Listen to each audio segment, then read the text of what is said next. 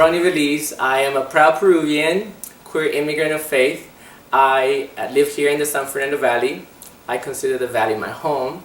818 represent, and I am a proud member of these communities dedicated to policy, education, wellness. I am the director of Somos, Familia, Valle, and I am a strong believer that we cannot always change the way things happen, but we can always change the way we react to them. I was 4 years old when I realized that I was different. I would be watching soap operas with my siblings and my mommy, and I would notice that my brother would already be developing attraction for the opposite gender, and I would always watch the novelas. At 4 years old, I would watch the novelas and realize I wanted the male protagonist to be kissing me. So he was very innocent, but at 4 years old I already knew that I was attracted to all kinds of men. You took a deep breath before you started talking about that. Because I thought of when I think of the age that I realized that I was different, my child development as a queer kid has a lot to do with novelas, and I have suspiros because I think of the Peruvian, the Brazilian novelas. Growing up, I couldn't talk to the coach. I couldn't talk to the Boy Scout family I was part of. I couldn't talk about my authentic self to my marinera dancing partner. And I couldn't really talk to the Padre Bernal, the principal, about me, the altar boy, being a queer child of God. So the history teacher told my mom, su hijo rarito. Like any other mom, my mom wanted to just help my mental health, and she took me to a psychologist.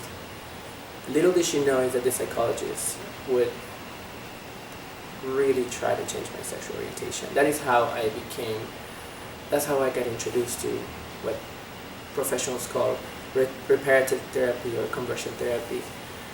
And it was horrible because it was that man with all those diplomas around him that drove me to my first suicide attempt. That horrible practice, that godless practice of trying to change your sexual orientation in such brutal ways that I'd rather not talk about. And this is something that a lot of kids all around the globe are still facing. I come from a family that men govern everything and very, very patriarchal. My abuela was different. My abuela was the one who would challenge that in the family. So he was like the feminist. And a few months before we lost her, I remembered I was already trying to kill myself for the second time, and I was desperately looking forward having a conversation with a family member, and it goes back to novelas. I started talking to my abuela about the novelas and the plots and love, and it just got out of my mouth that I told her, would you reject me or anyone in the family if they were to tell you that they're attracted to the same gender? And my abuela said, mijo, no tienes por qué explicarme nada. You don't have to explain anything to me. She said, all you have to worry about is just being your true self. Love will lead the way. No te preocupes lo que digan los demás. El amor va a liderar. Looking back at everything that I have endured and everything that the community has taught me to survive, I would tell my 16-year-old self,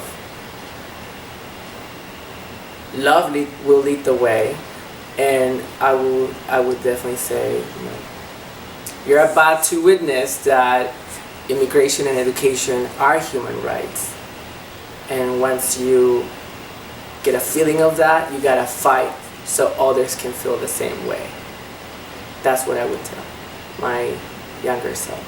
And everything you're gonna experience, it's only gonna make you stronger. No matter who tries to stop you, you were born to fulfill certain missions, take many spaces, and unapologetically use your voice for the greater good.